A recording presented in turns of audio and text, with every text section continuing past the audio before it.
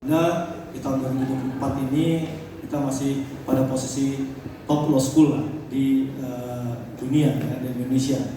Nah, di Indonesia juga sama, masyarakat menilai dan saya mendapat apresiasi tentunya itu adalah penghargaan dari Hukum Online sebagai top law school di tahun 2023 dan 2024 dan alhamdulillah di 100 tahun.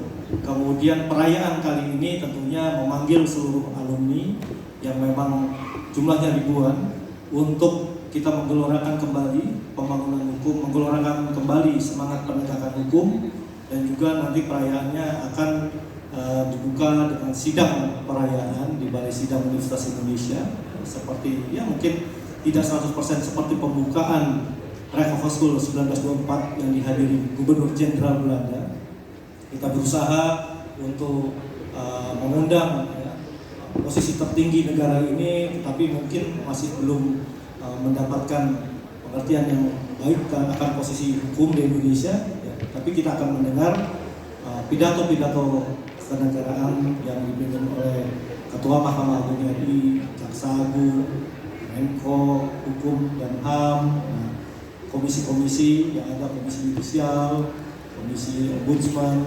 Nah, ini bisa menggambarkan bagaimana warna perayaan pendidikan tinggi hukum ke depan di abad keduanya dan bagaimana warna penegakan hukum di abad kedua Indonesia ini. Mudah-mudahan ini menjadi hal yang berbeda.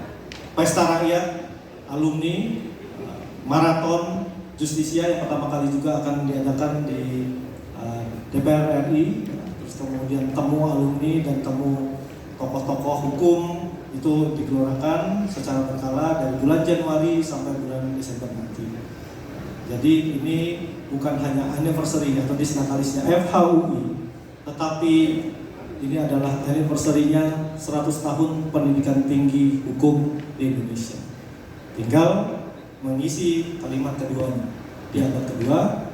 Bagaimana untuk question mark yang harus kita jawab bersama-sama, Civitas Akademika maupun praktisi hukum di Indonesia.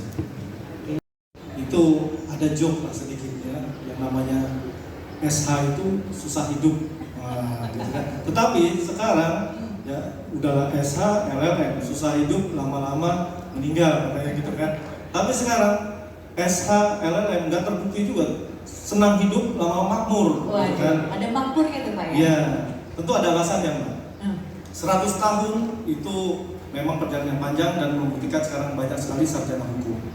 Dahulu, seperti saya cerita tadi, inisiasi sekolah tinggi hukum pertama di Indonesia untuk menghasilkan pribumi menjadi advokat dan juga hakim. Ya kan? Ternyata sekarang hampir seluruh lini kehidupan membutuhkan sarjana hukum. Buktinya terakhir kita bisa mention tentang teknologi, cyber law, tentang sports, like sportiva, sports law, bahkan tentang entertainment, fashion law. Jadi hampir kesehatan law, hukum kesehatan. Jadi hampir semua membutuhkan sarjana hukum. Oke. Terkait dengan meningkatnya minat masyarakat Indonesia masuk ke fakultas hukum, terutama di fakultas hukum UI Pak Dekan ya. Apakah juga ada edukasi, sosialisasi kepada masyarakat Indonesia bahwa memang banyak loh, harus generasi muda ini berperan penting dalam hukum Indonesia Pak Dekan? Hukum adalah dasar negara di undang-undang dasar. Ya. Artinya fondasinya adalah hukum. Semua lini kehidupan berbangsa di Indonesia harus punya fondasi hukum. Nah, oleh karena itu kepada seluruh masyarakat atau siswa, ya tentunya ini sudah layak kita untuk menjadi sarjana hukum atau sangat penting lah posisinya. Dimana kalau negara-negara besar, Eropa, Amerika, ya, presidennya bahkan atau senator-senatornya lulusan sarjana hukum. Let's say Amerika, sarjana hukum dari Harvard Law School. Ya. Dan juga banyak sekali presiden-presiden di Belanda, Perdana Menterinya dari fakultas hukum. Artinya di Indonesia memang belum memenuhi harapan seperti itu. Tetapi minimal bisa memenuhi fondasi-fondasi di lini kehidupan di Indonesia. Tentunya Pak Dekan pasti ada tanggalnya atau apa? Ya, dimulai dari acara dulu ya. acaranya itu memang dibuat dari Januari sampai nanti Desember. Puncaknya besok tanggal 28 Oktober 2024. Kebiasaan Fakultas Hukum dan juga ini diawali dengan sidang, sidang akademik, para guru besar, dan bahkan besok diawali dengan pidato Ketua Mahkamah Agung, pidato Menko Polhukam, pidato Ketua MK, Komisi Yudisial, Jaksa Agung. Ini yang terkait dengan hukum di sidang itu, dan juga tentunya ada pidato dari Universitas Leiden dan Universitas Belanda yang dulu memang menjadi cikal bakal pendidikan hukum di Indonesia. Nah, kemudian untuk selanjutnya di tanggal 28 kita akan ada seru-seruan, ya, artinya yang dari alumni membuat acara, kita juga seperti biasa mahasiswa dan juga karyawan, dosen, kita akan beria lah, bersinggung ria dengan adanya pop singer, ada Malik, ada kopluan anak muda sekarang juga gitu ya. Ya pokoknya mahasiswa sekarang juga diakomodir, dan juga ada musik-musik untuk para karyawan. Kemudian terakhir hasil dari intelektual, yaitu buku-buku terkait dengan tulisannya dekan pertama FUI, Paul Scholten, Profesor Paul Scholten. Saya sekarang ke-17. Paul Scholten, terus kemudian buku Harapan 100 tahun ke depan, abad kedua pendidikan tinggi hukum, dan terakhir ada peluncuran Perangko 100 tahun pendidikan tinggi hukum.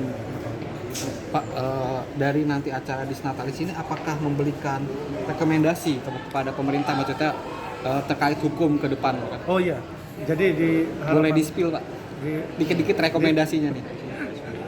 Di abad kedua ini tentunya dari segi pendidikan tinggi hukum ini standarisasinya harus dibenahi, karena banyak sekali dengan mudah mendirikan fakultas hukum, mengeluarkan sarjana hukum yang akhirnya membuat ruwet praktek hukum di Indonesia.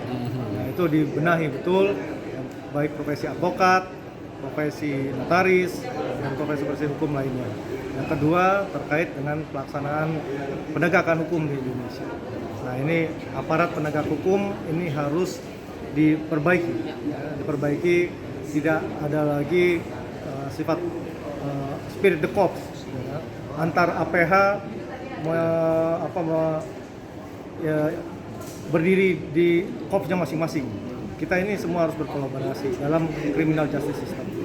Jadi saya dan LPDP itu juga menginisiasi tentang sekolah master bersama aparat penegak hukum, ya, supaya mereka, tidak ada polisi, hakim, jaksa, supaya mereka juga sudah mulai tidak mementingkan korpsnya masing-masing, tapi memikirkan keadilan masyarakat.